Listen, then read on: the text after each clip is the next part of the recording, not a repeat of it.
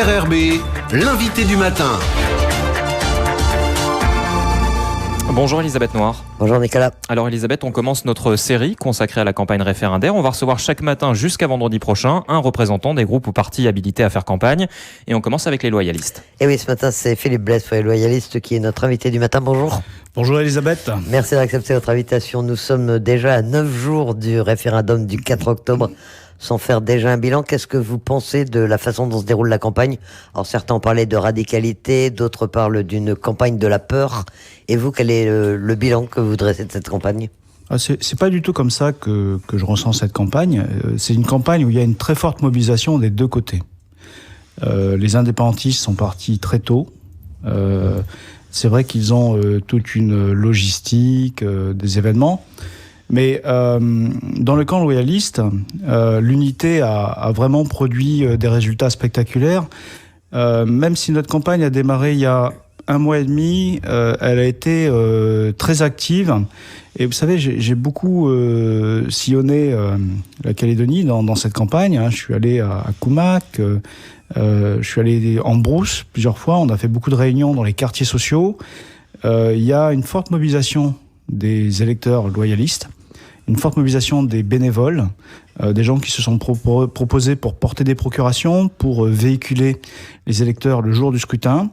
Je pense que par rapport à 2018, les gens ont bien compris que l'optimisme excessif que nous avions eu en 2018, où on avait à tort, certains députés avaient annoncé 70%, on avait à tort cru que nous aurions une victoire facile, je crois, a ouvert les yeux aux gens sur le fait que il faut que tout le monde aille voter. Et donc aujourd'hui, moi je sens qu'il y a une vraie prise de conscience, et c'est pour ça que je suis assez confiant sur la capacité de la majorité, qui ne veut pas de l'indépendance, de se prononcer le 4 octobre. Les gens sont motivés, selon vous, vos électeurs, vous les sentez, et vos militants motivés pour cette campagne ? Je crois que les gens ont très bien compris l'enjeu. Les gens ont très bien compris qu'il n'y a pas de marche arrière. Que si, par malheur, la CAI devenait indépendante, vous savez, on n'aurait pas un nouveau référendum pour vérifier qu'on s'est bien prononcé. On irait à l'indépendance. Donc le 4 octobre, il n'y a qu'un seul tour. Il n'y a pas de retour en arrière si c'est Louis qui l'emporte. Et ça, les gens l'ont bien compris. Tout le monde doit voter. Beaucoup de nos jeunes aux études ont fait des procurations. Et tous les gens que nous avons identifiés comme étant des abstentionnistes, à qui nous sommes allés demander si ils allaient voter, nous ont dit oui, ne vous inquiétez pas, on a bien compris. On a bien compris parce que les gens ont très bien compris que les conséquences pour le quotidien des Calédoniens seraient incalculables. Et alors, quels sont les thèmes que les loyalistes ont essentiellement développés pendant cette campagne ? Sur quoi vous avez insisté surtout ? Je crois que cette campagne, elle a porté sur deux choses. D'abord, quel est le projet de société pour les Calédoniens dans leur ensemble ? Quelle est la place que nous devons avoir les uns et les autres ? Et là, on voit qu'il y a une totale différence entre le projet indépendantiste et le projet de ceux qui veulent le maintien dans la France. Malgré les phrases un peu rassurantes qu'on a pu entendre dans la campagne indépendantiste, on voit que le fondement du projet indépendantiste, ça reste quand même la discrimination entre les communautés de ce pays, avec l'affirmation qu'une communauté aurait plus de droits historiques que les autres.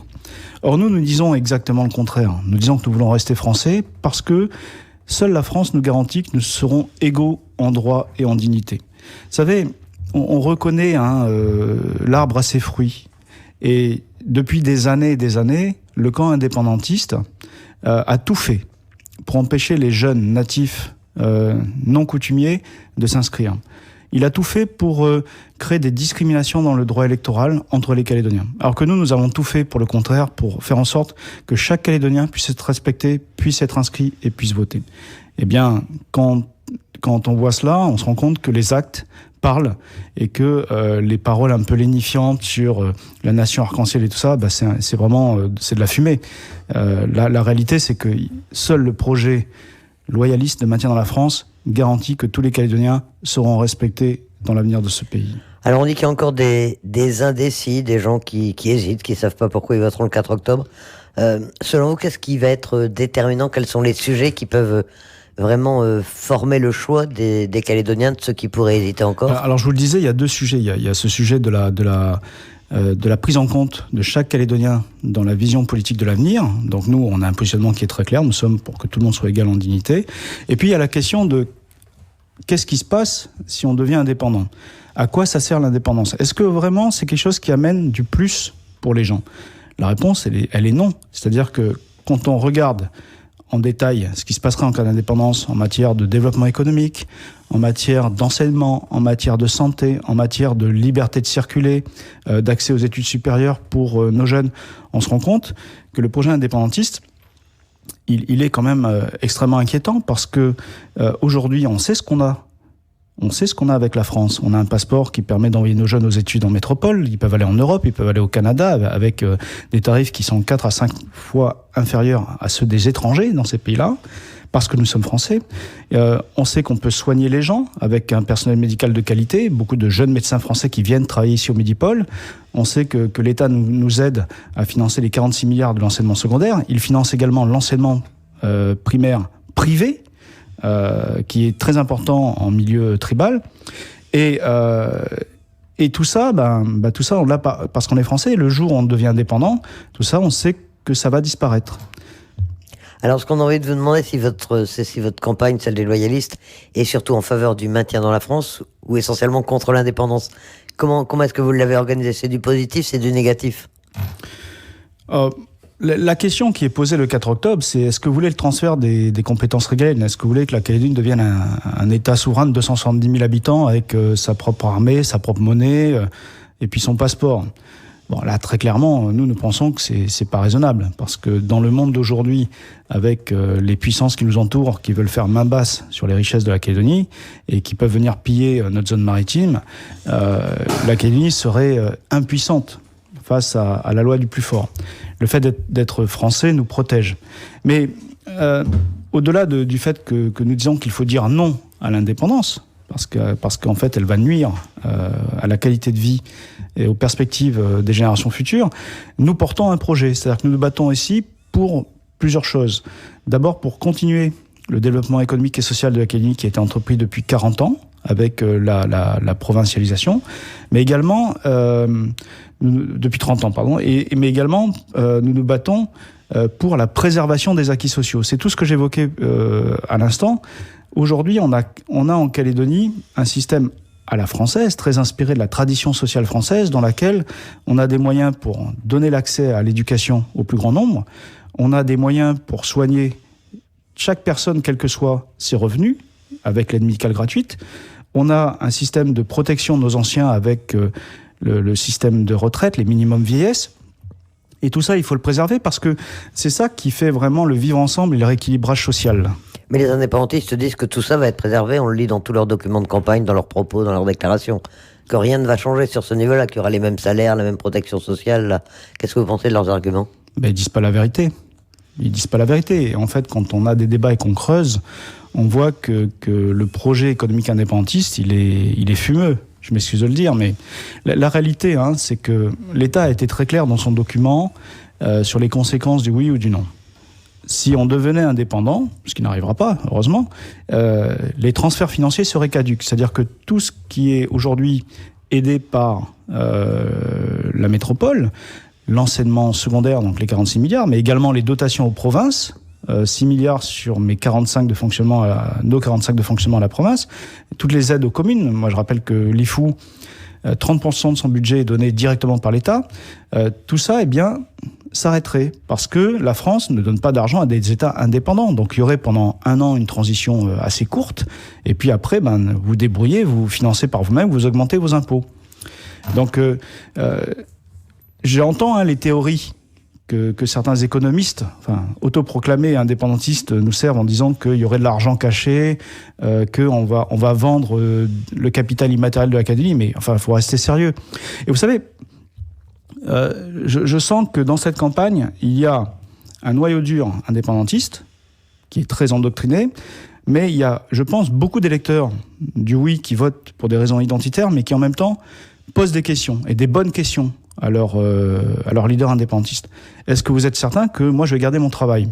Je vais leur répondre. Il est évident que demain, si on devenait indépendant, si nous n'étions plus français, les médecins partiraient, mais également beaucoup de chefs d'entreprise. Pourquoi ils partiraient ?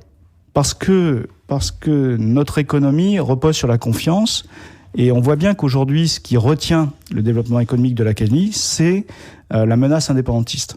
Il y a beaucoup de gens qui aimeraient investir en Calédonie si on était assuré d'être dans la stabilité, si on avait une vision à long terme, une garantie qu'on reste français. Mais cette agitation des indépendantistes et puis la menace de cette indépendance qui n'est pas réaliste fait que beaucoup de gens sont prudents. Et moi, je discute beaucoup avec des chefs d'entreprise, et ils nous disent... si c'est l'indépendance, de toute façon, le niveau de vie va baisser. Il y a beaucoup d'activités il y en a qui resteront, mais il y a des activités qui ne pourront pas continuer. Il y a des entreprises qui vont fermer, il y a des patrons qui vont partir, et il y a beaucoup de gens qui perdront leur emploi. Et je pense que on sent dans la campagne qu'une grande partie des Calédoniens, de chaque bord, qu'ils soient loyalistes ou indépendantistes, ont bien compris cela. Et pose les bonnes questions, c'est-à-dire qu'est-ce qui va se passer pour mes salaires, pour ma retraite, pour ma santé, et effectivement l'indépendance aura des conséquences néfastes là-dessus. Et justement, qu'est-ce qui vous irrite le plus dans ce domaine-là, dans l'argumentation des indépendantistes, des partisans du oui, sur les questions de financement, de santé, de nationalité? Qu'est-ce qui vous paraît le plus irréaliste? Alors, je pense que le projet indépendantiste, en fait, est un projet très idéologique. C'est un projet où on sent qu'il y a une volonté de revanche sur l'histoire. Et c'est un projet où je pense qu'on ne respecte pas assez le quotidien des Calédoniens. Il faut être responsable dans ce pays. C'est-à-dire que quand on veut diriger ce pays, il faut penser aux conséquences pour les familles, pour les gens, pour les jeunes, pour les vieux. Et c'est vrai que on a le sentiment que le projet indépendantiste repose beaucoup sur des grandes promesses, sur demain ça ira bien, vous inquiétez pas, votez oui, puis on verra comment ça va se passer. Vous savez, nous on gère ce pays, on est au Congrès, on est aux provinces. Aujourd'hui, on a un gouvernement qui est dirigé par Thierry Santa.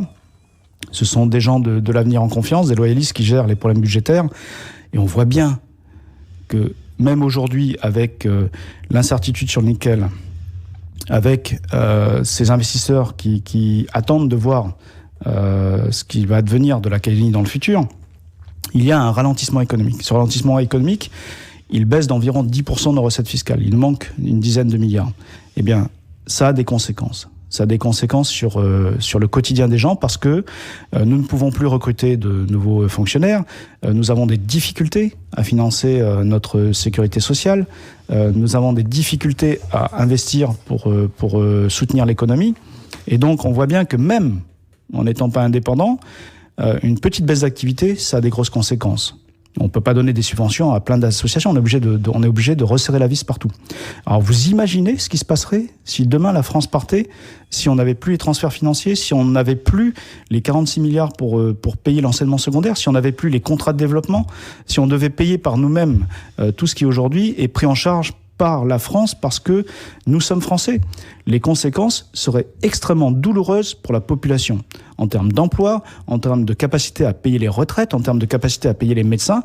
Donc je crois qu'il faut rester un peu sérieux à un moment. C'est-à-dire que moi je respecte le fait qu'il y ait des gens qui soient nationalistes, indépendantistes dans ce pays, c'est leur droit. Mais quand on veut entraîner un pays dans une décision aussi radicale là, où il n'y a pas de marche arrière, eh bien il faut avoir un projet qui tient la route. Et je le dis, le projet indépendantiste, économiquement, il ne tient pas la route. Et eux, quand ils mettent en avant la dignité, le fait qu'ils ne veulent plus aller quémander auprès de la France, je reprends les termes qu'ils emploient, qu'est-ce que vous leur répondez? Qu'est-ce que vous dites aux gens qui sont sensibles à ces arguments? Alors, il y a deux choses. D'abord, vous savez, la Calédonie, on n'est pas des mendiants. C'est-à-dire que l'aide de la France, elle est inférieure à celle que la France donne à la Polynésie française. Il y a beaucoup plus de transferts financiers vers la Polynésie française, qui a une population comparable à la nôtre. Et les Calédoniens ne le savent peut-être pas, mais tous les ans, la France paye un billet gratuit aux fonctionnaires originaires des Antilles pour qu'ils aillent passer un mois de vacances aux Antilles. Eh bien, le coût de ces billets est supérieur à ce que nous avons comme transfert de la France. Donc la Calédonie, elle ne coûte pas si cher que ça. Et donc il faut relativiser les choses. En revanche, c'est important pour nous parce que si nous n'avions pas toutes ces aides, et notamment les contrats de développement qui permettent de financer toutes les infrastructures dans le nord, dans les îles, nous n'aurions pas toutes les routes, tous les hôpitaux, toutes les écoles, toutes ces infrastructures que nous envient les pays voisins.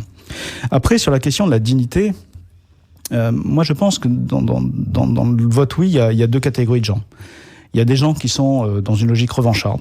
Il y a un certain discours, notamment sur les durs de l'Union calédonienne, qui d'ailleurs n'est pas acceptable. qui revient sur les 30 ans d'accord Nouméa, qui revient sur ce que nous avons tous signé ensemble. Le fait que nous devons nous considérer les uns les autres, nous respecter les uns les autres. Mais il y a aussi un vote oui qu'on comprend, qui est un vote identitaire. Et je pense que le message, c'est nous les Kanaks, nous ne voulons pas disparaître. Mais je voudrais leur dire ceci. La France, elle est assez large pour accueillir en son sein toutes les cultures. Et on l'a montré ici en Calédonie. En Calédonie, on est capable de construire un modèle de société qui soit le nôtre. Nous sommes français, mais nous sommes aussi calédoniens, dans lequel toutes les cultures sont respectées en leur place. Et donc, je suis très confiant sur l'avenir parce que je pense que, au-delà de la revendication indépendantiste, il y a un dialogue qui doit s'établir entre les communautés en Calédonie pour construire une solution, un avenir où tout le monde aura sa place. Mais la France, finalement, elle n'a que des avantages. Elle nous donne un passeport, elle nous protège, elle nous donne les moyens de notre développement économique et social, et elle nous laisse gérer nos affaires en interne. Et nous sommes capables de construire une Calédonie qui affirme son identité particulière au sein de la République française. Philippe Blaise, comment allez-vous occuper ces 9 jours qui nous séparent du 4 octobre? Quels sont les grands rendez-vous des loyalistes dans les jours qui viennent? Eh bien, nous avons un meeting de clôture le 1er octobre au stade de Magenta à 18h, auquel j'invite tous les Calédoniens à participer. Et puis, dans cette dernière semaine, nous allons continuer à faire ce que nous avons fait depuis le début de la campagne, aller à la rencontre des Calédoniens, leur distribuer le projet loyaliste, qui est notre feuille de route pour l'avenir, ce dont je vous parlais, c'est-à-dire construire une Calédonie qui est française, mais qui affirme son identité particulière, son propre modèle social au sein de la République. Et puis, nous allons nous préparer sereinement pour le scrutin. Je voudrais vous dire un mot là-dessus. Je voudrais passer un message aux gens qui nous écoutent. Vous savez, on nous a mis beaucoup de bâtons dans les roues pour ce deuxième référendum. On a refusé d'inscrire les jeunes natifs non coutumiers. Beaucoup de Calédoniens qui pourraient voter n'ont pas pu monter les dossiers, se sont découragés. Et donc, en fait, le corps électoral qui va s'exprimer le 4 octobre n'est pas à l'image de la population réelle. Et puis je rappelle qu'il y a 40 000 exclus en Calédonie qui ne sont pas des étrangers, hein. C'est nos amis, c'est des gens avec qui on travaille au quotidien. Et donc, combien même le score évoluerait avec peut-être 1 point, 1,5 point en faveur du oui, ça reste une victoire. Vous savez pourquoi? Parce que ça veut dire qu'il n'y a pas de majorité dans ce pays pour l'indépendance, avec un corps électoral qui est restreint et qui n'est pas à l'image du pays réel. On saura le 4 octobre au soir quelle est l'évolution du score. Merci Philippe Blaise d'avoir accepté notre invitation. Merci. Merci.